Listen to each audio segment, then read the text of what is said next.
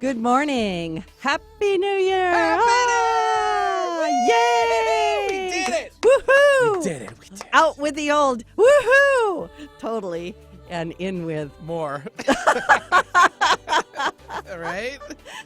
How'd you know what my astrology report was going to be today, Took a Benny? wild guess, I guess. You are just so on top of it. I don't even know what to say.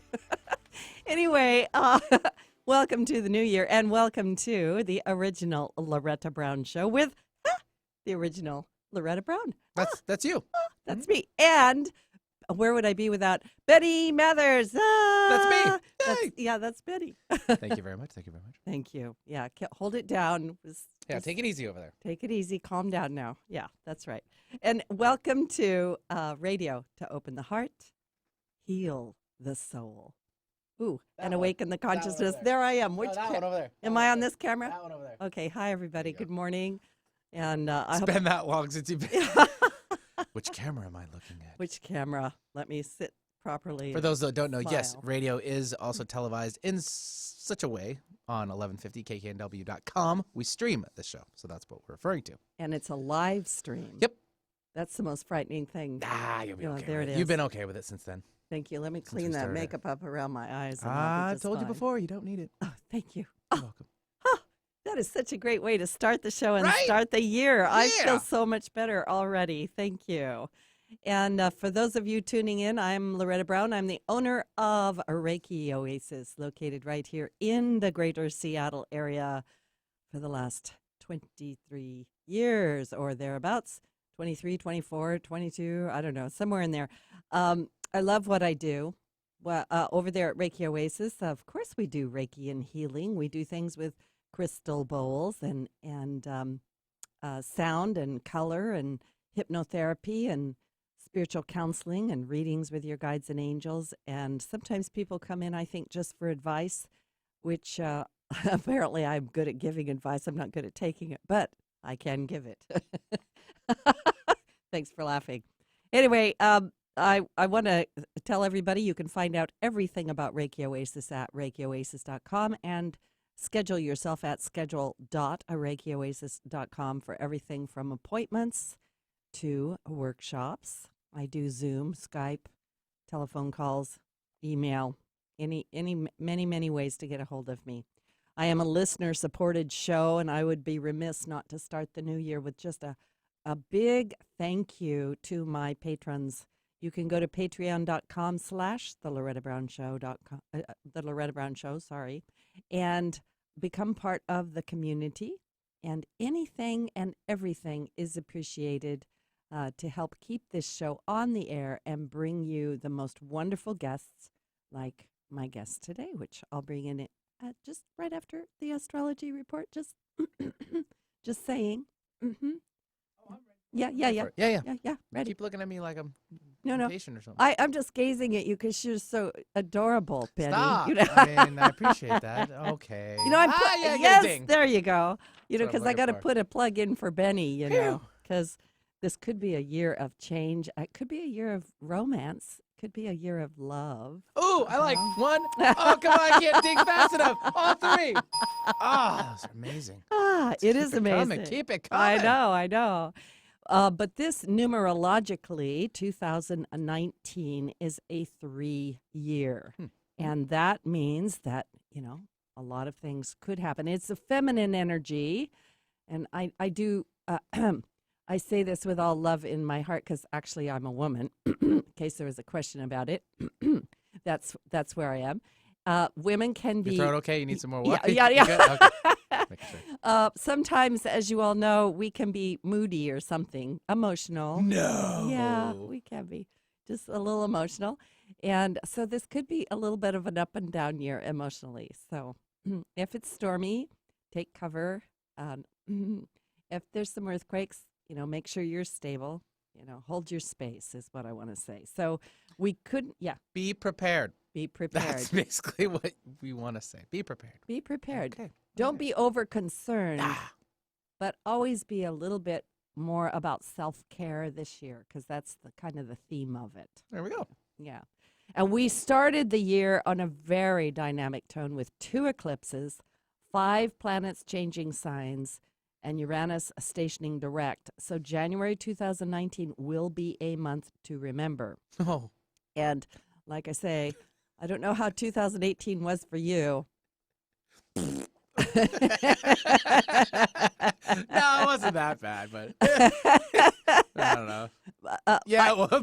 Yeah, it was. I'm sorry, I'm laughing, but More than 70%. yeah, out of all the clients that I see, I think only 2 of them said, "Well, it was just fine. What are you talking about, boy. Loretta?"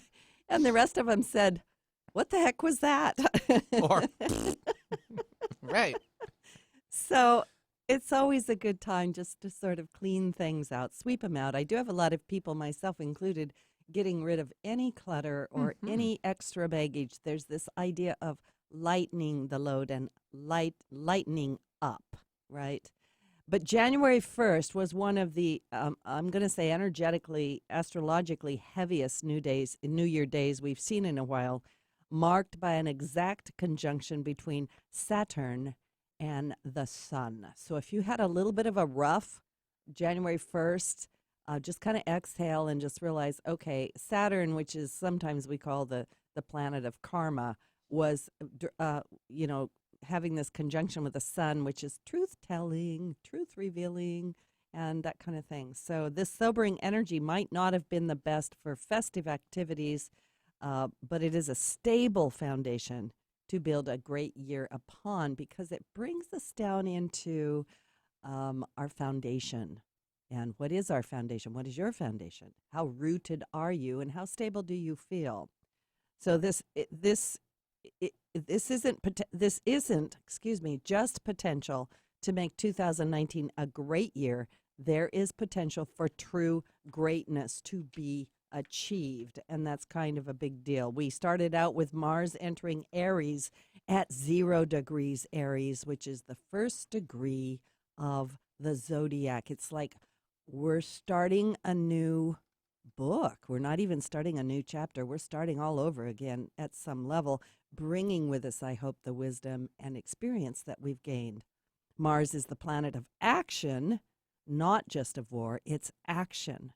So we couldn't have had more new beginning energy for January 1st, even if we tried. And then we've got Sun conjunct Saturn. We've got Jupiter and Sagittarius hooking together yesterday, which was vision setting.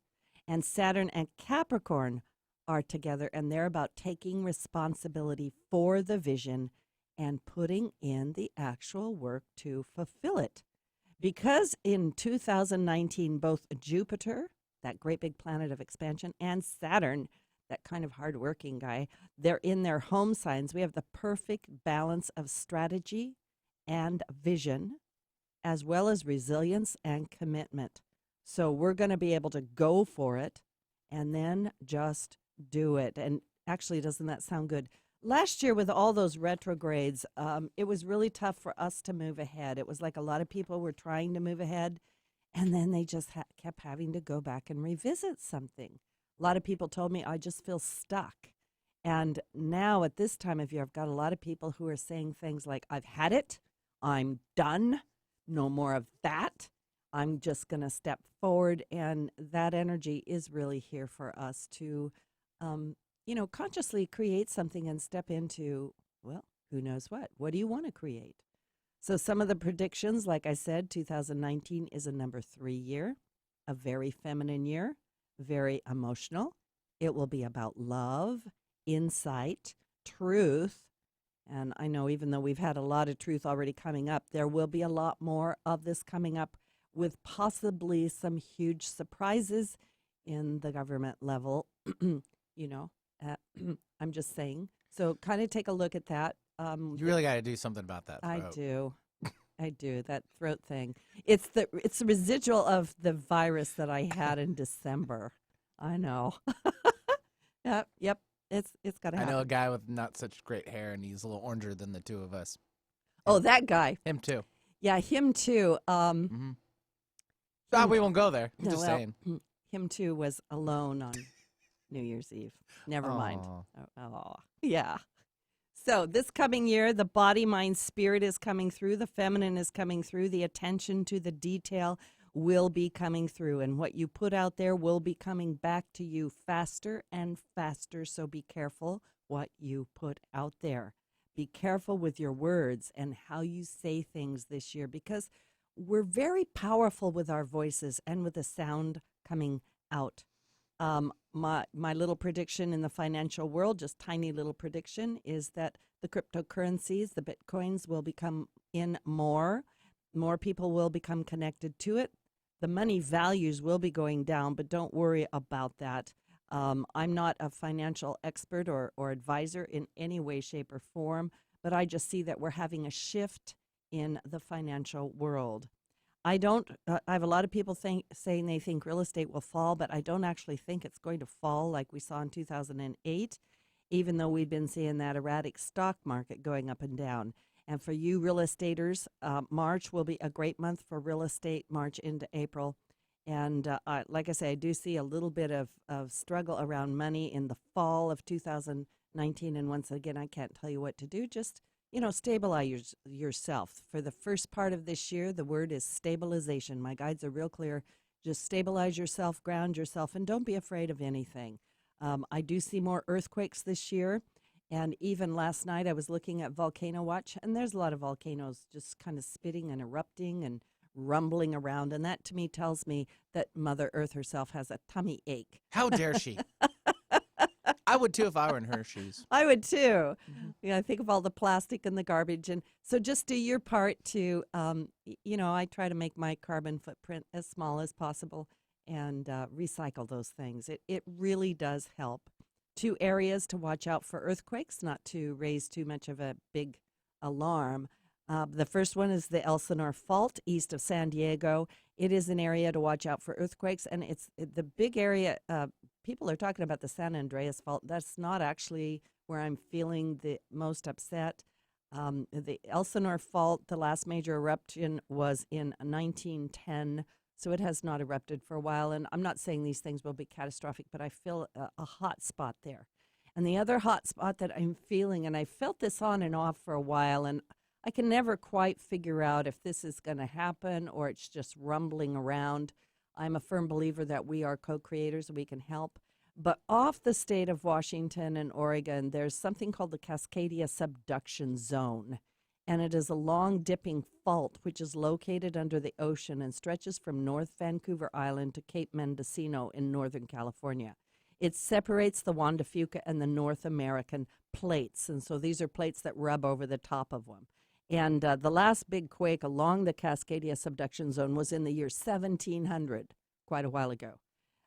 But if that one does go, it literally will create some massive tsunami waves coming toward the west coast of the United States and going over to Japan. And so like I say, I never believe we need to be alarmed. But if the earth is shifting around and we've got the feminine principle in place, I just say, kind of stabilize yourself a little bit. And of course, the greatest thing any of us can do is shift our eyes from the negative onto the positive and do what we can to be those lighthouses, to be kind to each other, to be gentle, to be grateful, and always pass that kindness forward. So if someone's trying to open the door, help them with it, and, unless they hit you with their purse or something. But try to be open to giving and receiving assistance from each other, because that's the energy we're stepping into, an energy of cooperation. So it will be a little bit of an emotional year, a gathering year, and a year filled with love and many, many opportunities to show kindnesses to yourself and to others. And isn't that really what it's all about at the end of the day? Yeah. Yep. Nice job. Nice Thank wrap you. up there. Yeah. So come on, 2019. Yeah. I'm ready for you. Woo. Me too. Now, changing energies slightly, but not much. More than 1 in 6 Americans working full-time or part-time report assisting with the care of an elderly or disabled family member, relative, or friend. Caregivers working at least 15 hours per week indicated that this assistance significantly affected their work life and probably their home life. If you've ever been in the situation where suddenly someone in your family, maybe a parent, maybe an elder person, and maybe even a young person who suddenly something has happened. They need a caretaker. This changes our lives. My guest today is Robert Sharpe. He is author of the book, The Heart and Soul of Caring, The Joy and Challenges of Being a Caregiver. Robert is the founder of BiteRadio.me. He's a host and producer of the Beginning Inspiration to Earth radio show, and he's an author of numerous books. The book we're going to talk about today, The Heart and Soul of Caring, highlights 11 unique true stories of the challenges and joys of being a caregiver for a loved one. So welcome to the show, Robert. So glad to have you here. Good day, Loretta. Thank you for having me, and Happy New Year to you and to Benny as well. Thank you. Yeah, thank you. Appreciate that. We really appreciate that. I was looking forward to having you on the show because your book, number one, it's a lovely book. I'm going to show it to my people that are watching on the camera. It's a lovely book, and it's not a long book, but it is very heart-touching. It really gets to you to read these stories. This is a very sensitive subject, and it's a much-needed subject to talk about the relationship between the caregiver and the receiver. And Robert, I want to ask you, have you been in the position of caregiver and or what inspired you to write this book? Yes, I have, and I expect that I will be again soon. And then the inspiration for the book came as really a waking dream that when I'm very much one who takes note of my dreams, and in this particular one, I just woke up thinking I needed to do a caregiver book, but also with a focus on the receiver, the individual who is in need of care, and and many times in caregiving situations, people lose sight of the individual. It becomes more of a job rather than looking at the spirit of the person. So I wanted this book to, along with the stories, to be able to give homage to the care receivers. That's well said because you're right. A lot of my clients will come in and share with me things such as, okay, now, I've moved my mother into, a part of the house or whatever the deal it is. And I've had people say things such as, I don't know who she is. She's got Alzheimer's or dementia. And it's really challenging. So can you talk a little bit about what are the particular challenges that go on between the caregiver and the receiver? And you can talk about that from either side or both sides. Yeah, the idea of the caregiver saying I don't know who she or he is for the parent, it's often reversed too. They don't know who the child is, and that can be it can be a real strain because it's it seems that our personality is really made up of the sum of all of our memories, and if we start to lose those memories, then things become disjointed with the relationship. The care receiver who doesn't have the memories can be very frustrated, and become angry, angry at everyone, including God, that they don't have that capacity anymore.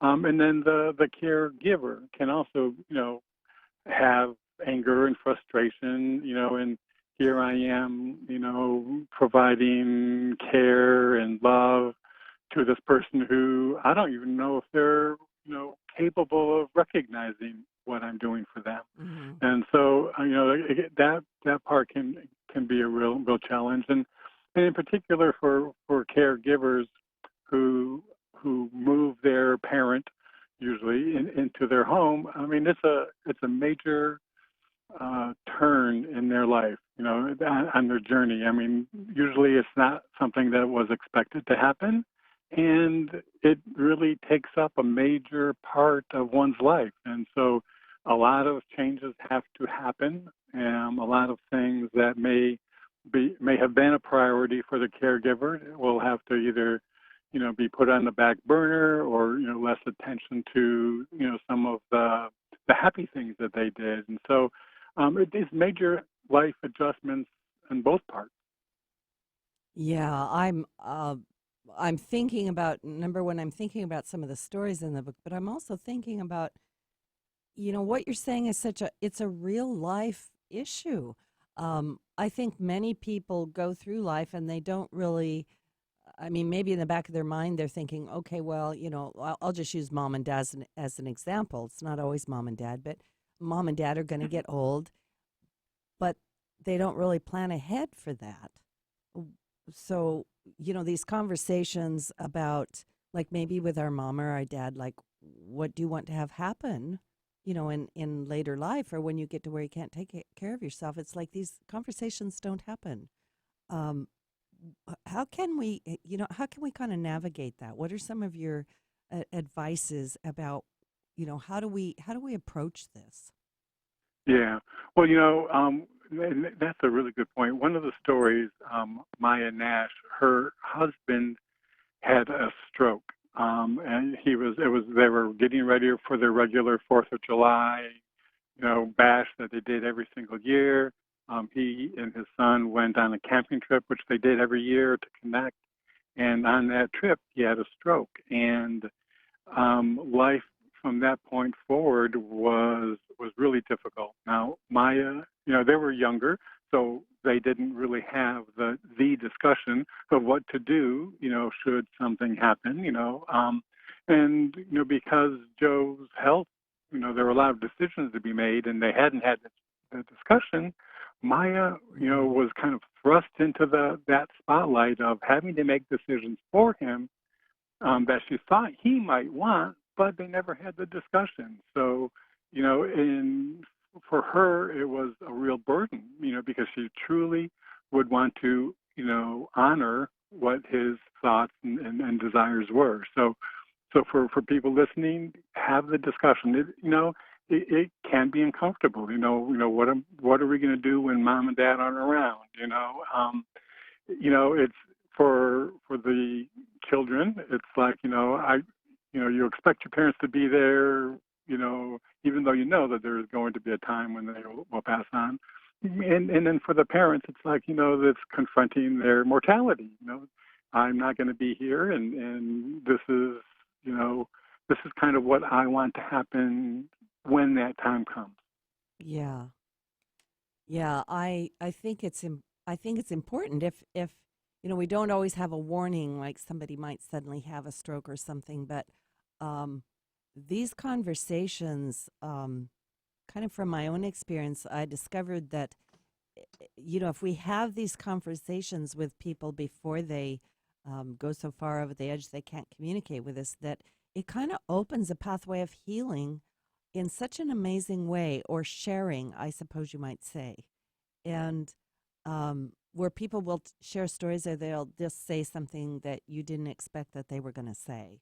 Right. Yeah. Right.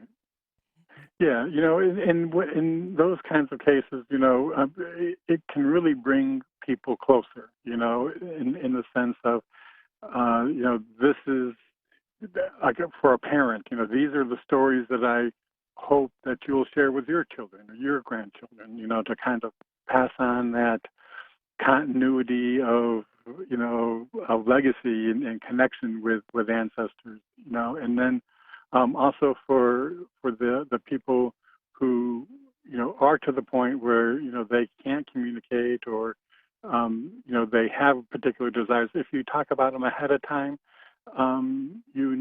that what you want to happen at that point will be done. So it's not a secret, or I mean, if you want burial or cremation, or you want a celebration of life, or you want a traditional funeral, all of those kinds of things can be set in place ahead of time, and as the person who is leaving this existence, you'll know that what you want, how you want to leave, is being implemented. Yeah.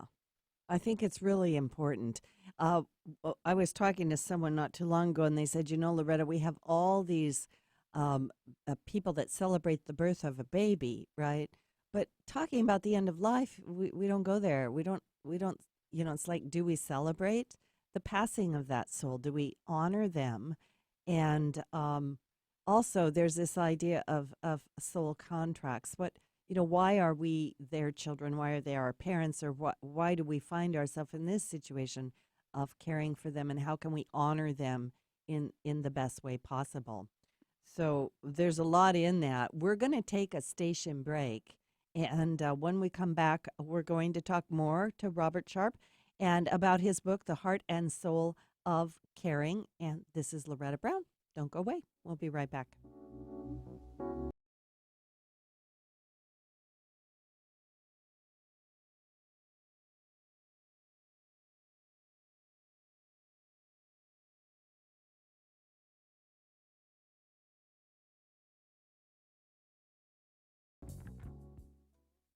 Did you know that Reiki healing can be done at a distance? It's true. So let Reiki Oasis focus powerful energy to help relieve your stress, grief, sadness, anger, and so much more. Convenient, personalized treatments at a distance can increase lightness of being. During your appointment, find a quiet place to lie down or sit to receive healing energies. If you want help with your dis-ease, visit ReikiOasis.com. Harness life's energy. Visit ReikiOasis.com today. Children who grow up in poverty are part of a destructive cycle. Childhood poverty creates adult poverty, creates childhood poverty, and on and on. And this is a relentless cycle. Worldwide, millions of children live in extreme poverty. At Child Fund International, we find this unacceptable. So we do all we can. In 25 countries, we are vigorously fighting poverty and improving the lives of over 11 million children and their families. Our programs support early childhood development and children's health and education. And we help strengthen the economic security of families. Childhood poverty creates adult poverty, creates childhood poverty. But at Child Fund International, we are committed to breaking this destructive cycle. Today's childhood poverty must not become tomorrow's. Learn more at childfund.org. Alternative Talk 1150 is your sports organization's safe bet when it comes to airing your team's games. Our players are all seasoned professionals when it comes to sports programming. Imagine your games being heard on local radio. Your team deserves the MVP treatment. Call 425-653-1150 today to learn how affordable and fun it is to broadcast your games on the radio. Call 425-653-1150 and make your next season something special. That's 425-653-1150. Going against the grain has never been this much fun. Alternative Talk 1150.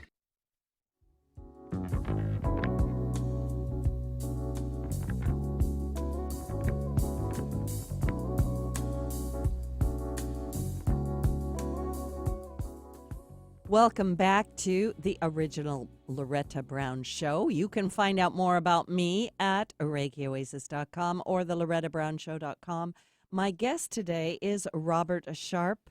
He's the author of The Heart and Soul of Caring, the Joys and Challenges of Being a Caregiver. We're going to open the lines. If you are a caregiver, you've got some questions about that, or you know someone who is, or you're going to be headed toward it, we'd love to have you call in and just talk to Robert for a little bit. You can ask him some questions. The number is 425-373-5527 or 1-888-298-5569. Again, those numbers are 425-373-5527 or 1-888-298-5569. And 5569 is KKNW. Aren't we clever? Ha ha ha. Anyway, so I think that this subject of caregiving and receiving is it's a very sensitive and it's kind of a heartfelt subject, and it really is a big deal, as those of you know that are either headed toward that or being faced with it in your life. I think one of the things I hear the most of is um, people doing their best not to fall into resentment, but they do fall into resentment, and quite often lose track of the fact that the person they're caring for is actually a person, a soul. And Robert, I wonder if you can just talk about some of the challenges of that and how do we navigate that? Yeah. Well, one of the things that's really important, and it was really in your predictions for the upcoming year, or things to focus on, was the idea of self-care. Mm-hmm. When you said that, it immediately brought to mind that that is one area where caregivers will often let slide. A lot of times it'll be maybe out of feeling that I need to spend more time giving the care, and my needs can kind of take the back burner for now. One of the stories in the book is a woman, Milana. She and her husband were living in Honduras, and her husband took ill and then became wheelchair bound, and they were living in a home where it was 2-story and the living quarters were upstairs. So she had an incredible time, taking care of him, and then recognizing, it was important for her to take care of herself. She was a naturopath, so she had that natural instinct, knowing it's important to take care of self. And she did several things to set aside time to, really focus on herself. Now, one of the things that her story that she wrote early on was, if I wasn't around, who would be here to take care of Orden, her husband? Mm-hmm. And from the time that she wrote her story and to the time I published it, in between that, she passed on. And Orden was still around. So, her greatest fear of what would happen, if I wasn't here, came to be. And, that was, despite her, implementing actions to take care of herself. But she felt that, maybe she needed to do it sooner than later. So she was one of those that put things off for a long time. So, I would say one of the biggest things is to, like you say, for this year, self-care, for caregivers to take care of themselves, not feel guilty about, taking care of themselves. Again, remembering, they need to be healthy in order to take care of their loved one. And so that was one of the things. And another gentleman who put in a story, Tom Wynn, about his parents and grandparents.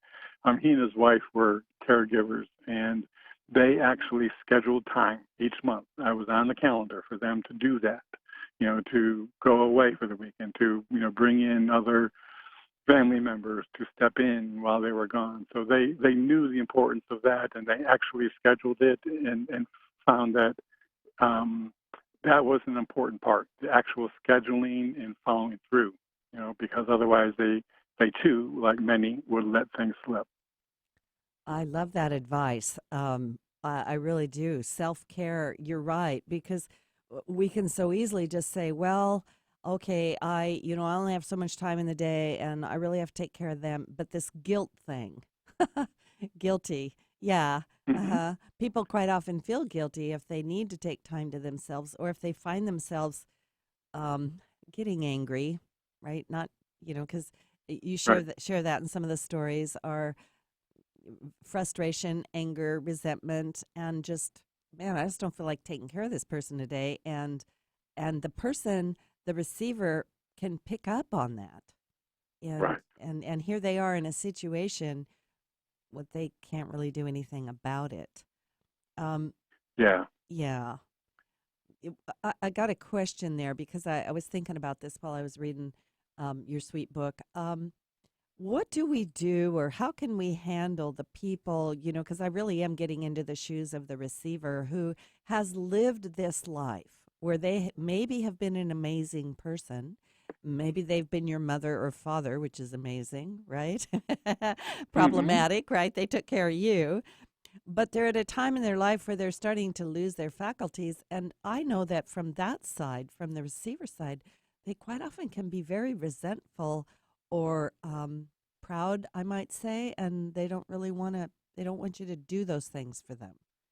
Um, Yeah, yeah, you mean the receiver? yeah. Yeah. That was There was one story, Tammy Davis, about her father, who was a very independent man, very strong, and prided himself on doing things himself. A one of the jack of all trades. He would do all kinds of things as far as repairs, and so I mean, when he got to the point where he needed care, there was that resentment because I mean his whole life was independent, and Mm-hmm. and that was, for him that was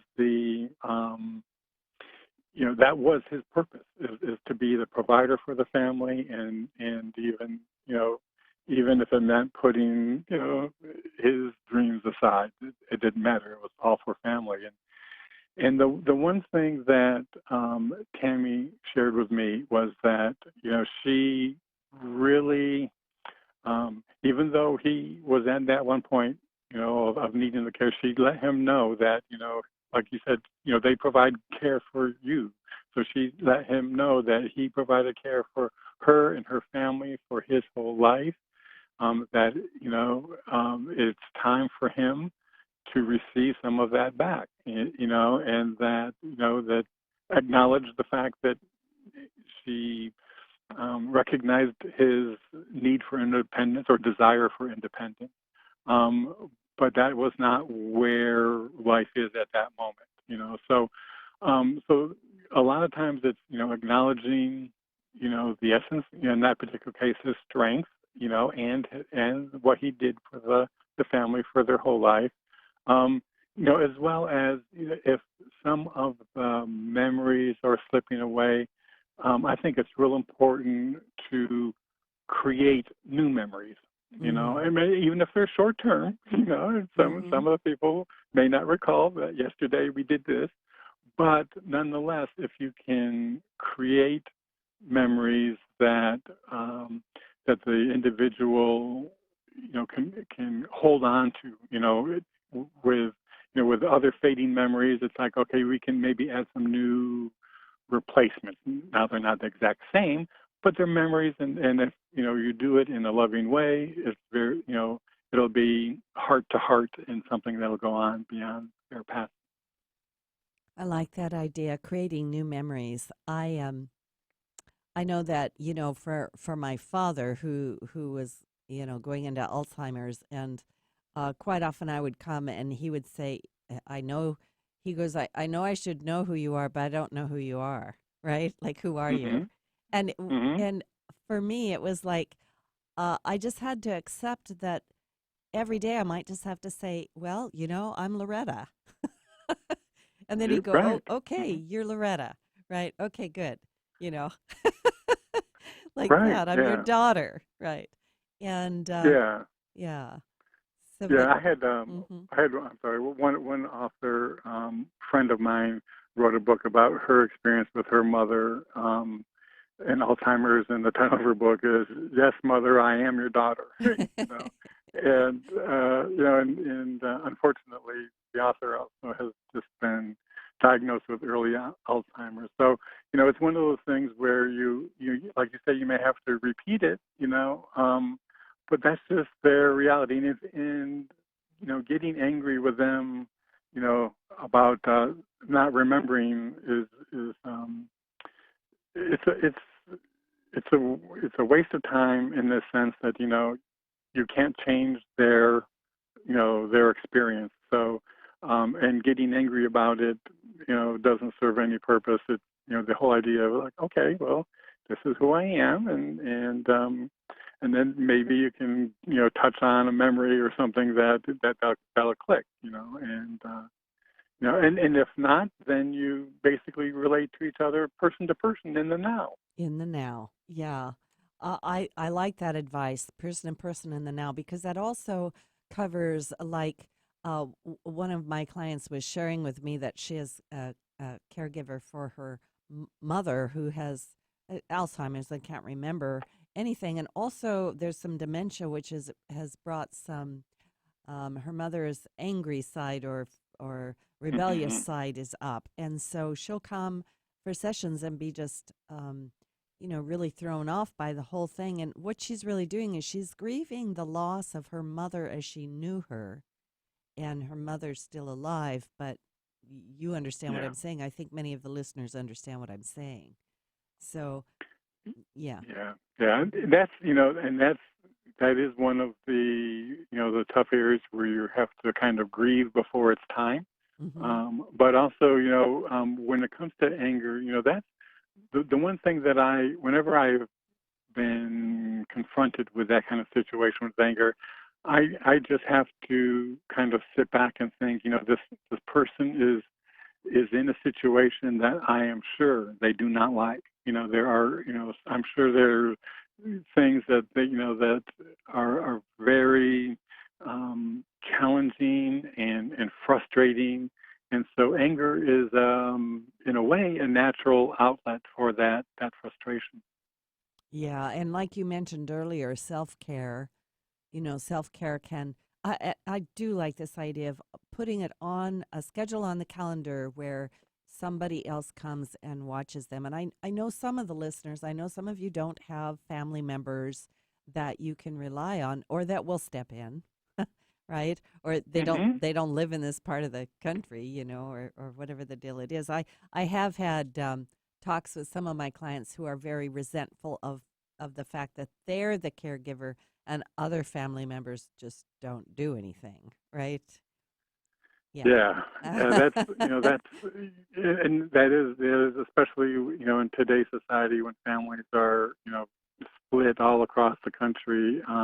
It can be a challenge, and the only thing that I've really kind of found when it came to that is that it's kind of like the situation was created for specifically for the caregiver and receiver for their relationship. You talked about soul contract. Mm-hmm. I think that would Mm-hmm. be very much in line with, it was their soul contract to be the caregiver at that particular time. Mm-hmm.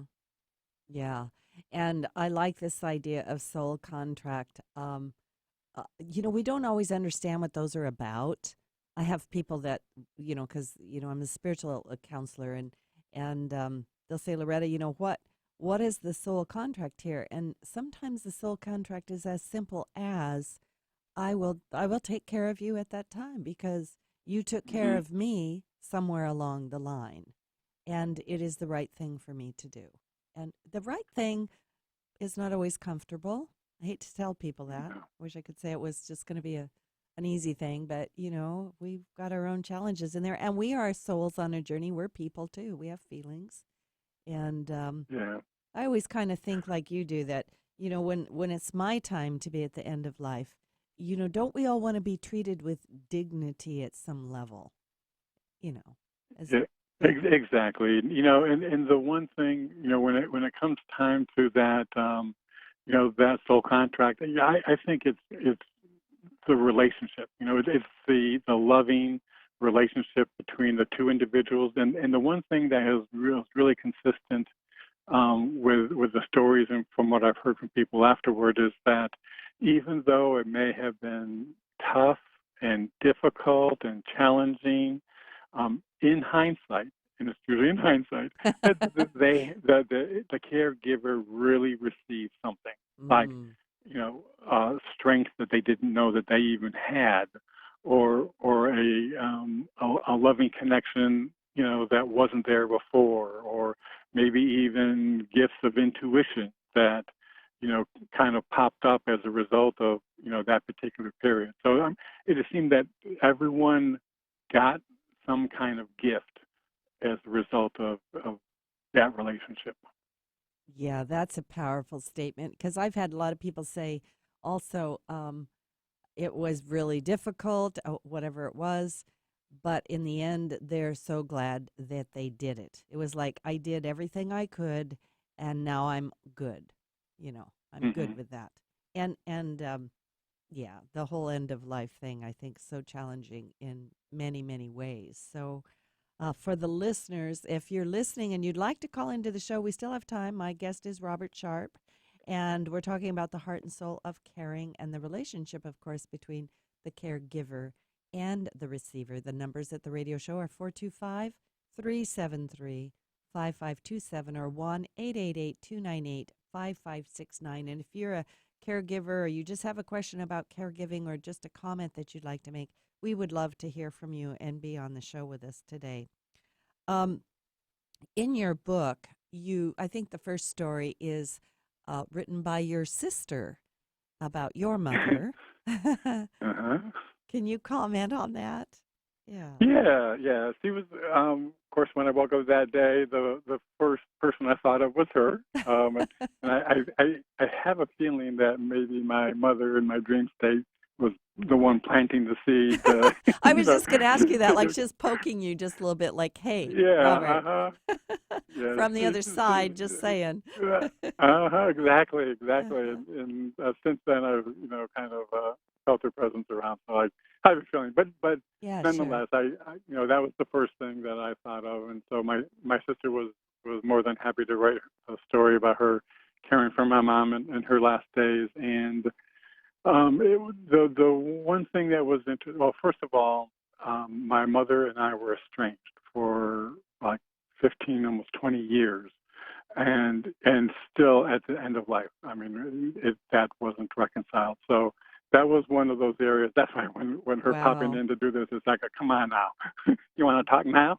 but Wow. uh, but Okay. uh, but my sister kind of in the story that she wrote, she kind of let me know that one of the things that kind of made her sad was that she wasn't able to get my mother to the point of reconciling with me before she passed. Oh. That was one thing she tried multiple times, and I had tried, over the years to bridge that gap and wasn't able to. But when I got that story from her, I had no idea the effort that my sister had put in to, having the relationship be repaired. So and as soon as I got that, I recognized that, there are probably so many stories like that Mhm. caregivers, go beyond, their the expectation of trying to help the care receiver wrap up life with, little to no regret, kind of making peace Yeah. with Yeah. with with those who it isn't the case. And so, that was the one. As soon as I got her story, I recognized that, well, I learned something from her story personally. So, I'm sure that all the other stories that will come after that will have the same kind of insight. That's a very heartfelt story, Robert. It's tender in my heart. I think you're absolutely right. At the end of life, the caregiver does have an amazing opportunity to, uh, yeah, find out something, or in this case, you discovered that an attempt had been made and you didn't even know. You didn't know. Hmm. Yeah, your sister didn't come to you. I don't mean to be so personal, but how did that affect you? Because, yeah. Well, about when I first learned about the attempts that she had made, my first thought was I kind of wish my sister would have let me know in a Yeah. way, that she had tried to do this, or and then maybe I could have made yet another attempt. But then, I recognized my mother was a very stubborn woman, uh, very stubborn, and and It and happens. yeah, it does, In the and feminine year of 2019, it might happen again. Anyway, go ahead. This, yeah. So in the end, I recognize that this was her journey. and what she wanted to do Mm-hmm. with her life, and that was up to her. I mean, truly, I mean, she was the one in control of making, those decisions. So Yeah. Yeah. I had to, just let go of any kind of attachment to how it played out. Again, because I think, each person's journey is their journey, and we can try and help and assist and guide, but in the end, it's the individual's choice. Yeah. I quite often say to my clients, when they get upset about things, and even my own self, can you just honor that person's journey? Can you allow them to be the way they need to be? And it isn't the way I want them to be. It would be nice if they'd all do it my way, but they don't, right?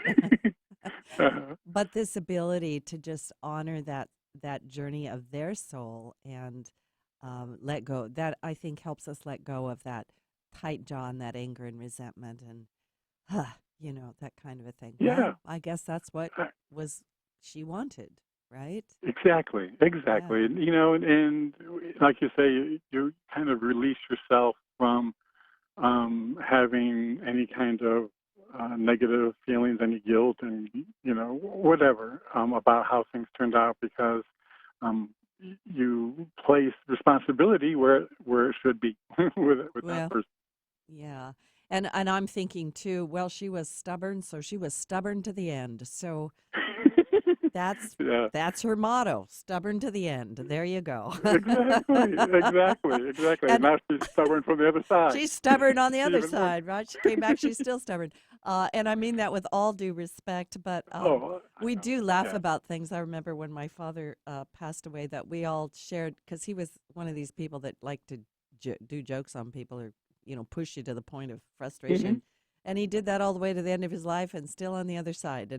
And it becomes endearing. It's like, oh, that's who he was, of course. It's not going to be any different. Yeah. So Exactly. so I So like yeah. it. Yeah. But it's just one of those cases where, particularly from the other side, if they're exhibiting, characteristics of when they were in life. I mean, that's that connection. That's that, soul to soul connection Yeah. that was formed in life, and that I think is the conduit for afterlife connection. Yes, I think it is. And of course I've had a lot of guests lately. We've been talking about the afterlife and the ability for the dearly departed to actually communicate with us from the other side. It's a reality. I want to make. We have just a couple of minutes left. I just want to make one comment about music and memory and Alzheimer's patients. And I want to share a quick little story that with my father, because he would forget who I was and so forth. But if I took a little piano in there and played, he could sing all the old hymns. He remembered everything through the music. And so that music therapy, you've got a story about that in your book, and I just want to point people toward that. Now, I have a last question. What is the purpose of the blank hour story section at the end of the book? And like I say, we got about a Right. minute left. Yeah. Yeah, when I got the book first published and had it out with people to review and make comments and that kind of thing, um, usually what would happen is the first thing they would start by saying which story they could, relate to most, and then it would quickly followed by their own personal story of, Mm. you know, why this particular one. Um, resonated with them. And so I thought that it would be great to have at the end of the book a section where a caregiver can write their own story. I mean, they get the book, Yeah. they can, the book has a picture of each care receiver, and they can put their own picture in there and then write their story. And it can be a gift to either the receiver, the care receiver, or other family members, and in a way that it will kind of immortalize, that particular kind of connection. So I just wanted people to be able to have the opportunity to tell their story to others. I love that. So this is Loretta Brown. My guest today has been Robert Sharpe with an E. at the end of his name. The name of his book is The Heart and Soul of Caring. And where can they get your book? Where can they find you real quickly, Robert? Well, the book is on Amazon, but it's also available on my website, which is biteradio.me. Biteradio.me. I love it. And anyway, Happy New Year, everybody. So much love to you all. And Robert Sharpe, thank you for being on my radio show. We'll talk to you again. Bye now. Thank you.